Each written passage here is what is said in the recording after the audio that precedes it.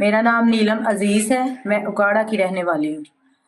सखी सहेली यूट्यूब पर प्रोग्राम मैं बड़े शौक से देखती हूँ, खासतौर पर वो एपिसोड जिसमें औरतों का सेहत का ख्याल और रहन सहन पर बातचीत हुई हो। ऐसे मुख्तलिफ प्रोग्राम जो है वो औरतों के बारे में होने चाहिए और मुख्तलिफ मसाइल पर बात होनी चाहिए। और सखी सहेली प्रोग्राम यूट्यूब पर आप भी देखा करें। शुक्रिया। Good evening. मेरा नाम वनीजा वारिस है। मैं अतरकशपुरा से और मैं सखी सहेली प्रोग्राम बाकायदगी के साथ देखती हूँ।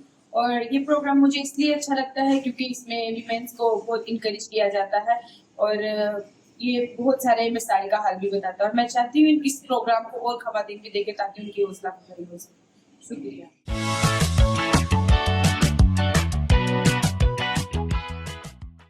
मैं उस्मा आशिक सखी सहेली शो में आप तमाम देखने वालों को सलाम पेश करती हूँ और आप सबकी शुक्रगुजार हूँ कि आप हमारे प्रोग्राम को देखते, पसंद करते और अपनी राय से हमें आगाह करते हैं।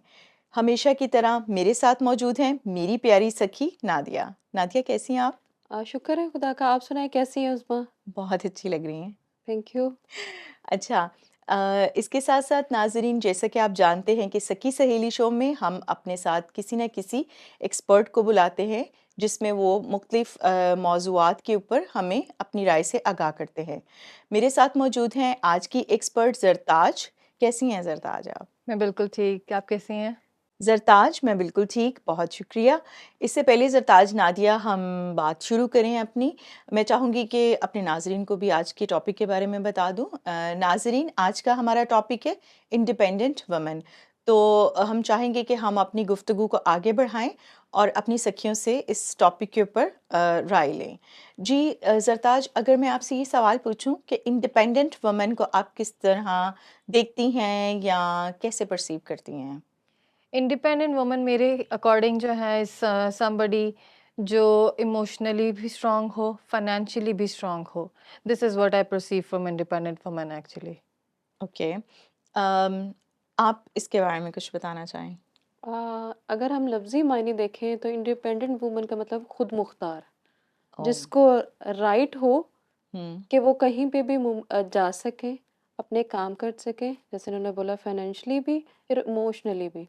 ज़रूरी नहीं है कि इमोशनली स्ट्रांग हो, वो कहीं पे वीक भी हो सकती है क्योंकि वो इंसान है। हुँ, तो ये है कि वो स्ट्रांग हो, हर एक चैलेंज को वो ये ना हो कि हाय मैं खातून हूँ, मैं नहीं कर सकती, वो डेयरिंग हो कि मैं कर सकती हूँ, राइट। इंडिपेंडेंट, ये है। इंडिपेंडेंस को लोग लाइक जैसे इसके ऊपर डिफरेंट लोगों की डिफरेंट ओपिनियन है। जैसे मैंने आपसे पहले पूछा कि आपका परसेप्शन क्या है? कुछ लोग समझते हैं कि औरत का इंडिपेंडेंट होना खतरा है। नहीं, मैं इससे एग्री नहीं करती राइट। क्योंकि एक हमारे माशरे में औरत का इंडिपेंडेंट होना, जैसे मैंने कोट किया कि इमोशनली उसका स्ट्रांग होना और फाइनेंशियली उसका स्ट्रांग होना बहुत ज़रूरी है। नादिया बाजी ने भी इससे एग्री किया कि अगर वो इंडिपेंडेंट नहीं होगी so she can not carry a healthy family. हुँ, अगर वो हेल्दी फैमिली कैरी करना चाहती है तो उसके लिए उसका इंडिपेंडेंट होना बहुत ज़रूरी है और हर लिहाज से। इमोशनली हुँ, वो वीक भी पड़ती है लेकिन वो इमोशंस को कैरी किस तरह करती है, प्रेजेंट किस तरह करती है सबके सामने, this is what emotionally strong होना जो मेरी समझ में आता हुँ, इमोशनली स्ट्रांग होना या वीक होना ये तो साइड बाय साइड चलता है। हुँ। लेकिन आपने एक बात की कि इंडिपेंडेंट वुमन को फाइनेंशियल पे हम बाद में आते हैं। एक बात जो आपने कही कि इमोशनल स्ट्रांग होना चाहिए, तो एक जो खातून है वो इमोशनली स्ट्रांग कैसे हो सकती है? क्या रीजंस हैं जो उसे स्ट्रांग बनाते हैं?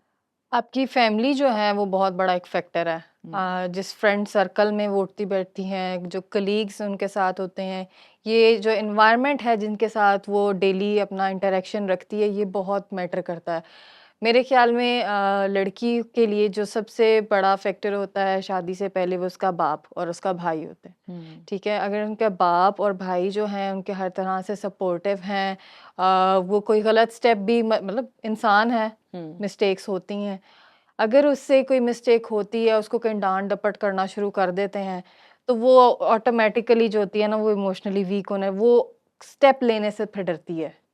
सो बाप का और भाई का, मेनली बाप का जो इस चीज़ में किरदार है ना, वो बहुत ज़रूरी है। और उसके बाद फिर शादी की लाइफ तो फिर बाद में आती है, हस्बैंड की सपोर्ट बाद में आती है। बाप का जो एक बैकअप है कि आपका बाप लड़की को किस तरह ट्रीट करता है, वो ग्रोइंग एज में जब होती है उसको वो मिस्टेक्स करने के लिए इनकरेज करते हैं, डिस्करेज करते हैं, उसको किस तरह से टैकल करना सिखाते हैं। ये चीज़ बहुत ज़रूरी है उसको इमोशनली स्ट्रॉन्ग करने के लिए। राइट। अच्छा, चलिए अपनी पर्सनल लाइफ के बारे में थोड़ा सा बता दें कि लाइक आपके पीछे किसका हाथ है स्ट्रॉन्ग करने में आपको? मेरी ज़िंदगी में मेरे बाप का बहुत बड़ा किरदार है, वो बेशक अभी इस दुनिया में नहीं है, लेकिन उसके बाद मेरा मेरा भाई, दोनों भाई मेरे लिए बहुत इम्पोर्टेंट है, क्योंकि बहुत सारी मिस्टेक्स ज़िंदगी में हुई भी हैं, की भी हैं, कुछ इंटेंशनली हैं, कुछ अनइंटेंशनली हैं। और मुझे इमोशनली अब तक स्ट्रॉन्ग करने में मतलब मेरे हस्बैंड का भी बहुत बड़ा रोल है, क्योंकि ही ऑलवेज़ इनकरेजेस मी कि मैं कोई स्टेप लूँ, बल्कि मैं कभी कहीं वीक भी पड़ जाती हूँ, लेकिन उनकी सपोर्ट हमेशा मेरे साथ रहती है, नहीं ये करना चाहिए, take a step, try. Right. तो जब तक मुझे वो सपोर्ट नहीं मिलती मैं कुछ कर नहीं सकती। इवन आज यहाँ पे आना भी मेरे लिए एक बहुत बड़ी सपोर्ट थी। If he doesn't allowed me, या वो कहते कि नहीं वहाँ नहीं जाना, सो मैं यहाँ ना मौजूद होती। लेकिन इसमें भी उनका बहुत बड़ा सपोर्ट है। मैंने उनको कहा, मुझे कुछ कॉल आई, मैंने उनसे रिक्वेस्ट की, मैंने कहा मुझे जाना है, and he didn't oppose even for a minute. He अच्छा, गॉट रेडी। एक पॉइंट नादिया मैं यहाँ पे कंटिन्यू करना चाहती हूँ। इन्होंने कहा कि फादर की सपोर्ट रही, भाइयों की सपोर्ट रही, फिर हस्बैंड की सपोर्ट हुई, तो I felt my self stronger because मतलब सारी सपोर्ट की वजह से। एक अब अगर कोई खातून है, क्या वो खुद इंडिपेंडेंट नहीं हो सकती विदाउट, ठीक है सोशल फैक्टर बहुत इंपॉर्टेंट है, फैमिली फैक्टर बहुत इंपॉर्टेंट है, जिसके अंदर फैमिली ऑब्वियसली एक सपोर्ट सिस्टम है। फर्ज करें किसी के पास ये सपोर्ट सिस्टम है ही नहीं है, वो खातून कैसे अपने आप को स्ट्रॉन्ग कर सकती है या देखिए, इंडिपेंडेंट कर हाँ सकती है? बिल्कुल। एक चीज़ हमें समझना होगी कि वक्त के साथ साथ जैसे ग्लोबलाइजेशन होती गई है, हम लोगों के चैलेंजेस फ़र्क हो गए हैं। पहले जो आज से 20 साल 25 साल पहले की जो खातून थी ना, वो एक मर्द कमाता था, सारा कुछ घर वाला मैनेज हो जाता था। हम्म। फिर क्या हुआ कि वो जो अगर उस घर में कोई मिसहैप हो गया, मेल नहीं रहा, तो फिर औरत क्या करेगी? हम्म। क्योंकि इससे पहले इस फैक्टर को नहीं सोचा जाता था, या राइट। फैमिली स्ट्रक्चर इतना मजबूत था कि वो मैनेज कर लेते थे। लेकिन अभी जो है इकोनॉमिकल इश्यूज बहुत ज़्यादा हैं, क्योंकि हमारी ज़रूरियातें ज़िंदगी बढ़ गई हैं। और उसकी वजह से मेरा ख्याल अब बहुत ज़्यादा लोग कहते हैं कि लेबर में चले जाएं, काम सीख तो लें, यही बात पढ़ाई है, ना करें, एजुकेशन को नहीं आप फोकस करते लोग, और कहते बिल्कुल हैं कि जब आप अर्निंग फोकस हो। एक नहीं, आप घरों में बच्चियां दो जैसे चीज़ें हैं काम ना। करने के लिए भेज हाँ, देते हैं दो लोग। चीज़ें हैं। एक पढ़ी हम्म। लिखी खातून है, हम्म। उसको किसी ऑफिस में जॉब मिल जाएगी, हम्म। और एक जो है जिसने पढ़ा नहीं है, हम्म। अब उसको तो सोसाइटी से काट के नहीं रख देना, तो फिर उसके एग्जैक्टली, पास या हुनर है या जो उसको आता है वही करेगी। वो ही करेगी। तो ठीक। फिर लेकिन उसका कंपैरिजन जो आ जाएगा कि उसकी अर्निंग कैपेसिटी कम होगी जो पढ़ी लिखी है, और साथ में उसके पास स्किल भी है, उसकी अर्निंग कैपेसिटी जो है वो फर्क होगी, तो उससे लाइफस्टाइल फर्क हो जाएगा। अच्छा, हाँ, जी जी, आप सॉरी ऐड मैं करें अपना इंटरप्ट पॉइंट ऑफ करी व्यू। थी। मैं इसमें एक कोट ये करना चाह रही थी कि इवन आपके पास वो, जैसे आपने कहा कि जिसके पास सपोर्ट सिस्टम नहीं है वो किस तरह करेगी। ऑब्वियसली अगर वो अनमैरिड है तो फिर तो शायद वो इंडिपेंडेंटली चल सकती है, लेकिन if she is married she even needs a family then, जो चाहे उसके पेरेंट्स की साइड है चाहे वो उसके इन लॉज हैं, क्योंकि अल्टीमेटली यू हैव किड्स, आपने उनको रेज करना है। सो वो चाहे घर बैठ के भी कमाए, उसने टाइम देना ना। तो वो मतलब मेरा बेटा है, ही इज़ ऑलमोस्ट 1.5 साल का है।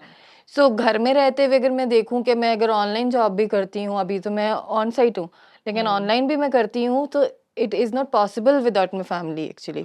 जब तक वो उसको संभालेंगे नहीं, उसको करेंगे नहीं, बेबी टेक को लुक केयर नहीं, आफ्टर लुक करें ना आफ्टर जब नहीं तक आप करेंगे, जॉब कर रहे हो। क्योंकि मैंने टाइम देना है ना जॉब जॉब को टाइम देना है, तो वो बिल्कुल। अल्टीमेटली सपोर्ट फैमिली का और ठीक मैं है। भी इस जरूरी पे होता है। एग्री करूंगी कि हमारे देखने वाले ये ना समझे कि हमने प्रोग्राम औरतों को बगावत के लिए बनाया है, कि जो औरतें जिनको सपोर्ट सिस्टम नहीं है, क्योंकि कुछ फैमिली अलाउ नहीं करती घर से कुछ बाहर विडो निकल, कुछ फैमिली में मेन भी होते हैं, पूरी फैमिली यूनिट कंप्लीट है पर सपोर्ट नहीं है सपोर्ट नहीं है तो वो होने के घर पे। बावजूद, और कुछ विडोज हैं, कुछ ऑर्फन्स हैं।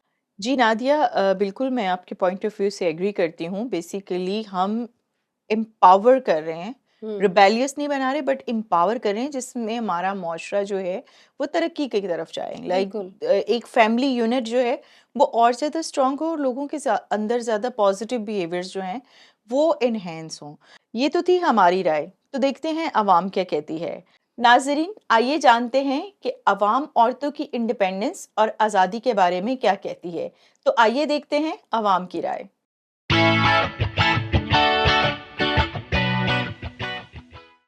पाकिस्तान में औरतों को बिल्कुल आज़ादी नहीं दी जाती, बल्कि हमें चाहिए कि पाकिस्तान में औरतों को आज़ादी दें ताकि वो अपने फैसले खुद कर सकें। तो हमें औरत को एक नाजुक कली नहीं बना कर रख देना चाहिए, औरत को भी इंडिपेंडेंट होने का मौका देना चाहिए और मेरे ख्याल में होना भी चाहिए ऐसा।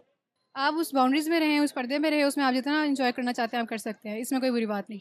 जी, मेरा तो ख़्याल है कि औरत को मुकम्मल आज़ादी मिलनी चाहिए, हमारे शाना बशाना उनको चलना चाहिए। अभी जो दौर चल रहा है उसके अंदर जितना एडवांस माहौल हो गया है, जितनी लड़कियां मेहनत कर रही हैं, मेरे ख़्याल से इन लड़कियों को सबको हमारे शाना बशाना चलना चाहिए और मैं उनकी आज़ादी के हक़ में हूँ। जिस तरीके से हम तमाम मर्द हजरात एक आज़ाद शहरी हैं, वैसे औरत भी एक आज़ाद शहरी है। एक बात है कि वो उसको अपनी जो लिमिटेशंस हैं, जो उसकी फैमिली की लिमिटेशंस हैं, उसकी कल्चर की लिमिटेशंस में रह के ही उसको पूरी करे। पाकिस्तान में औरत आज़ाद है लेकिन वो सेफ़ नहीं है, क्योंकि आप जानते ही हैं कि पाकिस्तान के हालात ख़वातीन के मामले में अगर उनको आज़ादी दी जाए तो एक सही चीज़ पे उनको आज़ादी दी जाए, जिसका वो सही तरीके से इस्तेमाल कर सके और राइट डिसीजंस ले सकें, इस चीज़ में उनको आज़ादी दी जाए। कैसी लगी ये नादिया और जरताज आपको अवाम की राय? बहुत सारे पॉइंट्स हैं जिनसे हम एग्री कर सकते हैं, लेकिन कुछ हैं जिनसे हम डिसएग्री भी कर सकते हैं। राइट। सो जैसे कुछ ने कहा कि होनी चाहिए, कम है, थोड़ी और होनी चाहिए। कुछ ने कहा कि लिमिटेड होनी चाहिए अकॉर्डिंग टू रिलीजियस पर्सपेक्टिव या फैमिली पर्सपेक्टिव्स को लेके। सो इन चीज़ों पे आगे बात की जा सकती है। राइट। अवाम की राय आपने भी सुनी है, तो आपके क्या कमेंट्स हैं इस बारे में? देखिए, अगर हम कानून की बात करें ना इसके ऊपर, हम्म, क्योंकि कानून जो है वो मज़हब को भी उसकी आड़ के अंदर ले लेता है। तो कानून के अंदर आर्टिकल 25 जो है वो एक्सप्रेसिवली कहता है कि every citizen is equal before law. Hmm, तो अगर शहरी तमाम एक जैसे हैं, हम्म, सबको एक जैसी अपॉर्चुनिटीज मिलनी चाहिए काम करने की, आज़ादी की।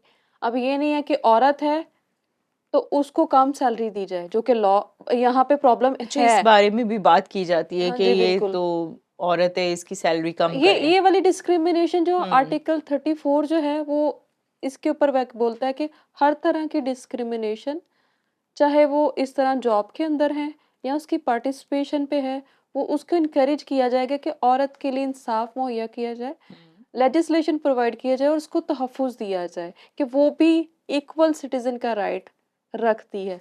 और जहाँ पे मज़हब की बात करें तो मज़हब मेरे ख्याल में ऐसा कोई भी नहीं है, चाहे वो क्रिश्चियनिटी है, मुस्लिम है या दूसरे मज़ाहिब हैं, वहाँ पे औरत को बराबर का ही हक दिया गया है। लेकिन ये है कि कल्चर ने हमें कुछ बाउंड्रीज दी बाउंड्रीज हुई सेट हैं। किया कर दी है हैं। हाँ मुख्तलिफ जी, चीजों में। तो वो हम उसको ये नहीं कह बाउंड सकते, भी नहीं कह सकते, मतलब कल्चर भी तो कल्चर खूबसूरती फॉलो है ना करना। हमारी। हाँ लाइक कुछ चीजें तो ऐसी हैं जो हमारे कल्चर में बहुत खूबसूरत हैं। हाँ, क्योंकि हमारे यहाँ हाँ, देखा जाता है कि आज़ाद खातून जो है ना, वो शायद उनको कह देते हैं कपड़े अपनी मर्जी के पहन लें और वो पता नहीं किस तरह के कपड़े पहने। हाँ, ये मर्द की साइकी है। अगर हम हाँ, पाकिस्तान से बाहर चले, वो आज़ादी के बावजूद खातून ने जो पहना है, नहीं उसने वही पहना, पहना है। उसने वही पहना है। एग्जैक्टली। यानी उनके कल्चर हाँ, के मुताबिक जो भी ड्रेसिंग है वो नहीं देखते, हम्म, क्योंकि माइंड सेट है। हम्म, हमारा कल्चर ने हमें रिजिड बना दिया हुआ है। हम्म, अगर आप बात करें केसेस की, चाइल्ड रेप की या फीमेल के साथ अब्यूज़ होता है, सेक्सुअल अब्यूज़, तो वहाँ पे कपड़े मैटर नहीं करते। मेरी अभी एक कॉन्फ्रेंस में हम बात कर रहे थे एक प्रोफेसर के साथ कि जी नहीं, कपड़े डिपेंड करते हैं। मैंने कहा कपड़े डिपेंड करते हैं? 3 माह के बच्चे के साथ अगर आप अब्यूज़ कर रहे हैं, आप उसको रेप कर रहे हैं, तो उसने कौन से ऐसे कपड़े रिवीलिंग पहने थे? और उसके तो अभी बच्चे के पार्ट ही नहीं बने इस तरह प्रॉपर कि वो एक्सप्रेस हो सके। तो ये बिल्कुल ऐसे ही है। सारी जो है दिमागी प्रॉब्लम है। ऑब्वियसली इसमें बहुत ये अनदर डोमेन है कि हम्म, रेपिस्ट की साइकी क्या है, या ऐसे लोग जो लोगों को ख़ास तौर पे ख़वातीन को मुख्तलिफ अंदाज से ह्यूमिलेट करने एक्सप्लॉइट की करते कोशिश हैं। करते हैं, एक्सप्लॉइट करते हैं। उनकी अपनी एक साइकी भी है और एक अनदर चैप्टर है और डोमेन है। कंटिन्यू करते हैं अपनी बात को। मेरा ख़्याल है कि हम अपनी सखी का खत ख़त ले लें। देख लें हाँ। कि वो हमें क्या लिखती हैं। नाज़रीन, जैसा कि आप जानते हैं कि हम अपने हर शो में अपनी मुख्तलिफ़ सखियों के खतूत यहाँ पे पढ़ते हैं। मुख्तलिफ़ शहरों से हमें मुख्तलिफ़ सखियाँ हम पे ट्रस्ट करती हैं और अपने खतूत हमें भेजती हैं। और अगर कोई ऐसी सखी जिसे लगता है कि वो अपना मसला हमसे शेयर कर सकती है, ज़रूर हमें ख़त लिखें, बात करें अपने। अगर आप चाहें हम पढ़ेंगे, अगर आप नहीं चाहते तो हम नहीं पढ़ेंगे, लेकिन हम आपके मसले का हल ज़रूर आपको पहुँचाएँगे। नाज़रीन, आइए देखते हैं ये सखी हमें क्या लिखती हैं।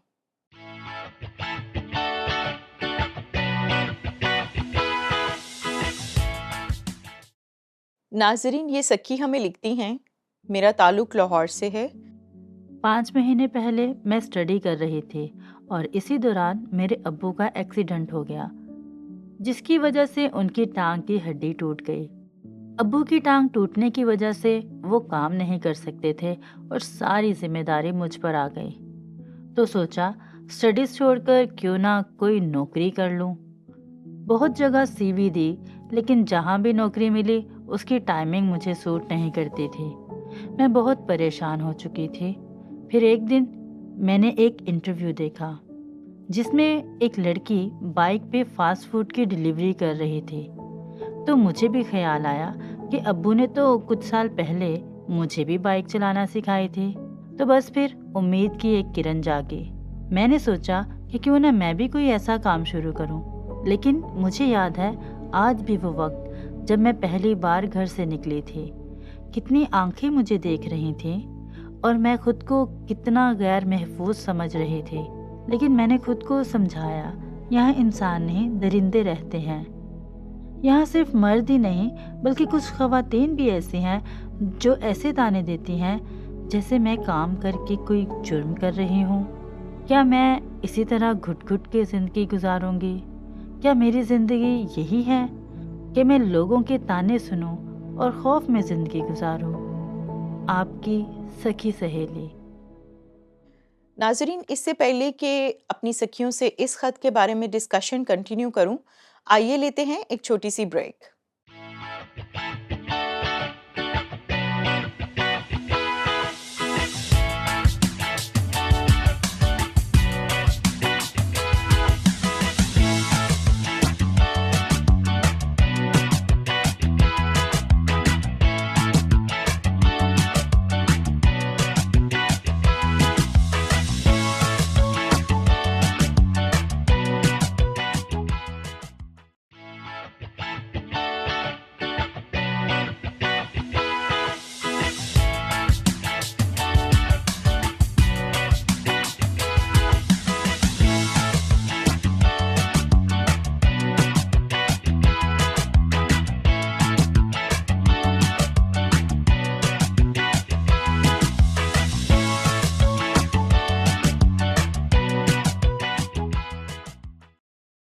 नाज़रीन, ब्रेक पे जाने से पहले हमने अपनी सखी का ख़त पढ़ा था, तो अब जानते हैं कि ज़रताज और नादिया इसके बारे में क्या कहती हैं।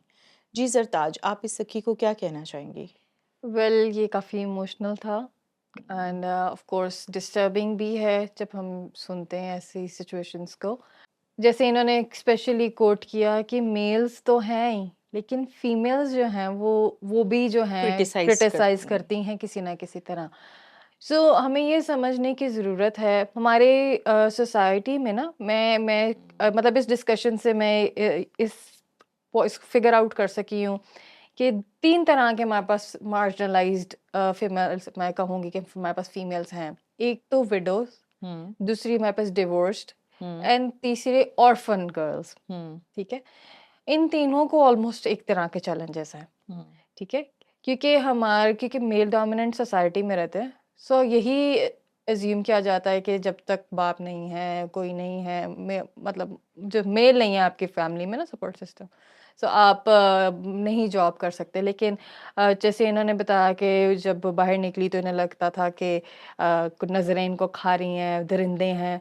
सो ऐसी सोसाइटी में सर्वाइव करना इज़ मतलब वी कैन अंडरस्टैंड कि इज़ रियली डिफ़िकल्ट, लेकिन आपने अल्टीमेटली कमाना है, आपने खाना ऑफ है, course so you have to step out, survive ठीक है? करना है। जैसे आपने अक्सर देखा होगा कि जब हम डेवो में या ट्रैवल करते हैं तो हमारे पास बस होस्टेसेस होती हैं, सो उनको उनको बहुत बुरी तरह से मैनिपुलेट किया जाता है, हमारे जो मेल्स इसी हैं। तरह पेट्रोल पंप पे या बिल्कुल। इसी तरह और से वार्डन्स जो होती या हैं और फीमेल। उसमें ये है कि हम देखते हैं कि मेजॉरिटी जो हैं वो ज़रूरत के तहत निकली हुई हैं, शौक से नहीं निकली हुई, ठीक है?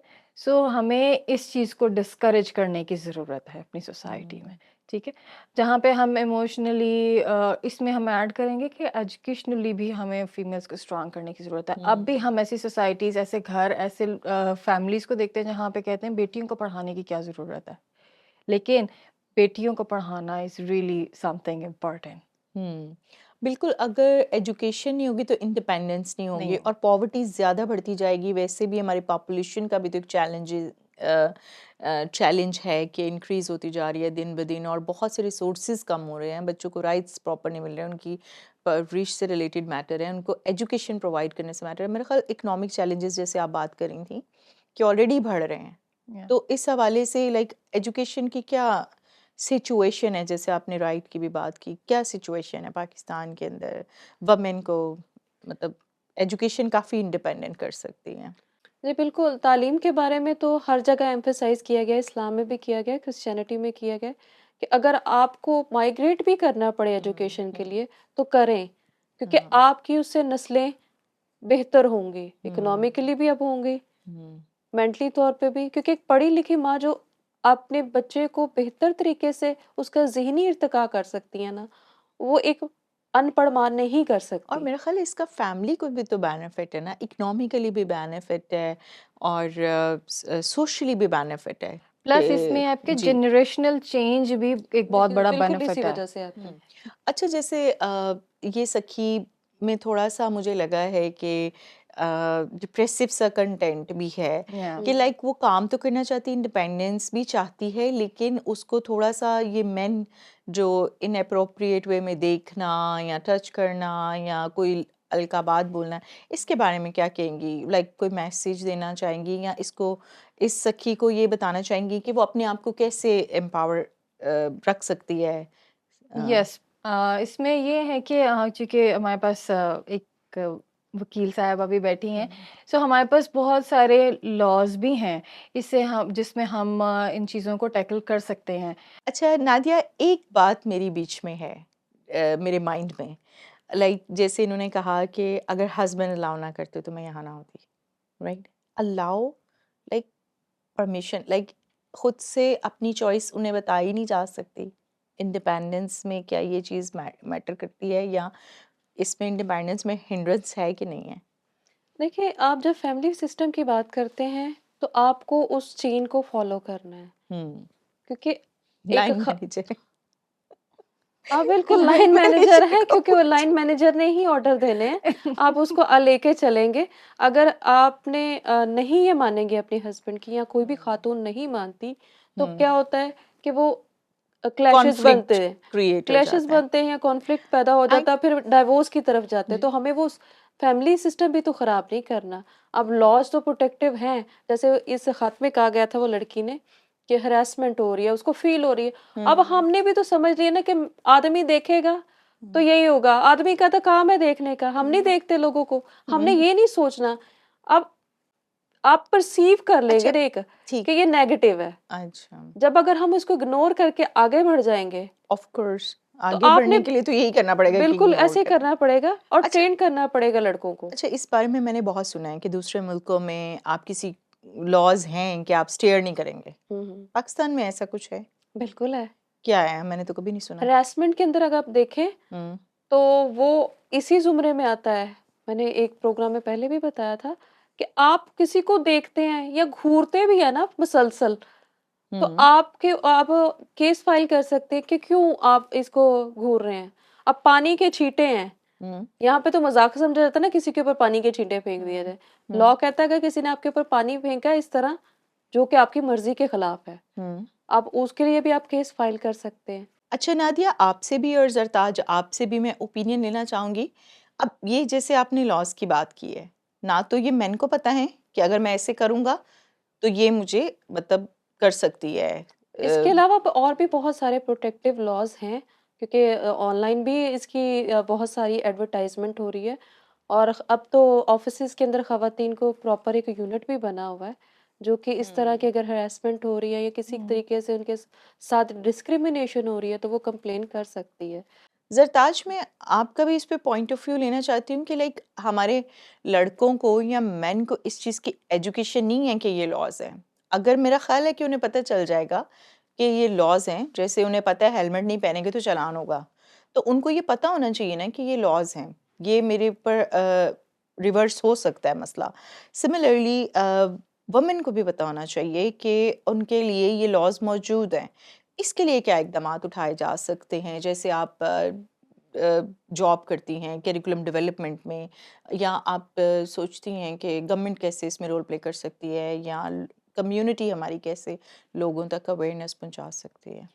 मैं फिर इसी में यही कोट करूँगी कि हमारी लड़कियों को जो है ना इतना अवेयर ज़रूर होना चाहिए कि हमारे पास मतलब हमारे लॉ में बहुत सारे ऐसे लॉज हैं जो हमें प्रोटेक्ट करते हैं, ठीक है।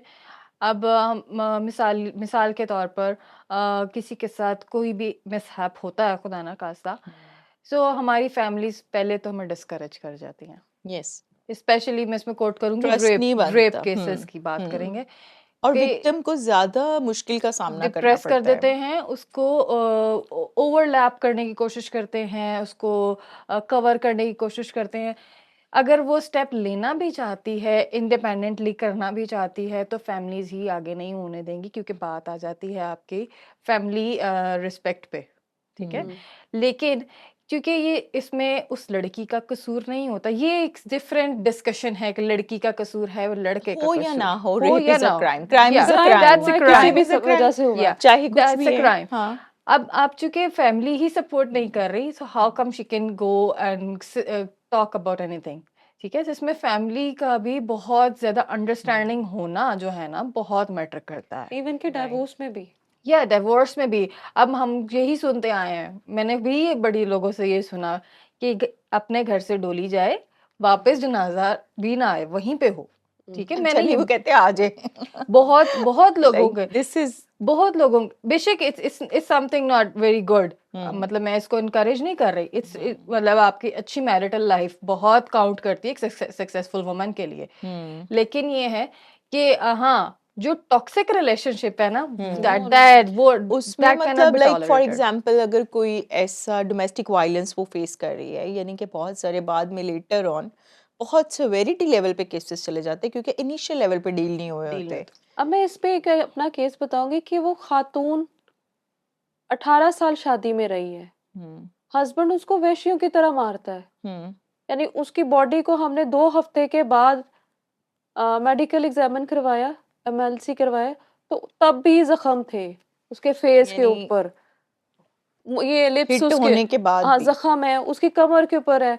तो आप देखो कि ऐसे टॉक्सिक रिलेशन के अंदर नहीं रहना चाहिए। बाइबल कहती है ना हमवार जुए में मत जुओ, फिर इसके बाद वो तशद्दुद के ऊपर कहते हैं कि वो बेहतर इंतजाम करने वाला, और वो ये खातून जो थी कमा भी खुद रही हैं, बच्चे भी पाल रही हैं, और शोहर का काम है पैसे ले जाना और मारना पीटना।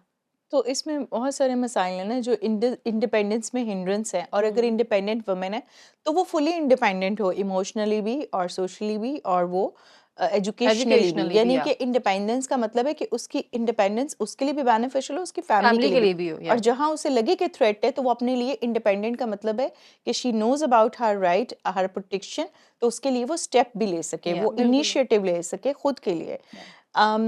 इसके अलावा बाइबल की वर्स से चूंकि आपने कोट किया है, तो बाइबल की एक वर्स बड़ी खूबसूरत है कि औरत को नाजुक ज़र्फ जाना जाए और उससे मोहब्बत की जाए और उसकी इज्जत और हिफाजत और प्रोटेक्शन दिया जाए। अच्छा, ये तो एक तरह से हमारी मजहबी लाइबिलिटी भी है। इसी तरह यूएन में भी वमेन डे है, गर्ल चाइल्ड डे है, ताकि हम एज अ इंसान वुमेन को एक्सेप्ट करें मुकम्मल इंसान के तौर पर, या गर्ल चाइल्ड को मुकम्मल इंसान के तौर पे एक्सेप्ट करें और उसकी इंडिपेंडेंस को इंश्योर करें। और मेरा ख़्याल है कि ज़रताज और नादिया एग्री करेंगी कि ये माशरे की ही ज़िम्मेदारी है कि उन्हें एक प्रोटेक्टिव माहौल दिया जाए जहाँ पे वो अपनी इंडिपेंडेंस को इकनॉमिकल और सोशल और इमोशनल को इंजॉय कर सके या इक्वल सिटीजन इक्वल महसूस करे। इसी तरह बाइबल मुक़द्दस जिस तरह बयान करती है, और मेरी फेवरेट वर्स भी है कि खुदा ने सबको अपनी शबीह पे क्रिएट किया है और इक्वली पैदा किया है। और बाइबल मुक़द्दस भी कहती है कि ख़ास तौर पे हस्बैंड्स के लिए कि औरत को नाजुक ज़रफ़ जाने और उससे मोहब्बत की जाए और उसकी हिफाजत की जाए। हमें चाहिए कि हमारे घर में जो बेटियां हैं, बहू की सूरत में हैं, बेटी की सूरत में है, बहन की सूरत में है, उनसे उनके साथ दोस्ताना रिश्ता रखा जाए, उनके तहफ़्फ़ुज़ को इंश्योर किया जाए और उनको इतना ज़रूर एजुकेट किया जाए कि अगर उन्हें लगता है कि कोई ऐसा रिलेशन जो उनको ह्यूमिलेट कर रहा है या उनको एक्सप्लॉयटेशन की तरफ लेके जा रहा है, तो उन्हें प्रोटेक्शन मिल सके, एक ट्रस्ट वो डेवलप कर सके अपनी फैमिली पे कि वो उनको सपोर्ट करेगी। बहुत शुक्रिया आज की एपिसोड को देखने का, और ख़ास तौर पे मैं अपने नाज़रीन का शुक्रिया अदा करती हूँ कि आप हमारे प्रोग्राम को देखते और पसंद करते हैं और हमें अपने ख़तूत भेजते हैं, अपनी राय से हमें आगाह करते हैं। इसी तरह से कोई ऐसी सखी जो हमसे मालूमात लेना चाहती है या काउंसलिंग लेना चाहती है, हमसे ज़रूर राब्ता करें। तब तक के लिए मैं, ज़रताज और नादिया आपसे इजाज़त चाहते हैं। खुदा हाफिज़।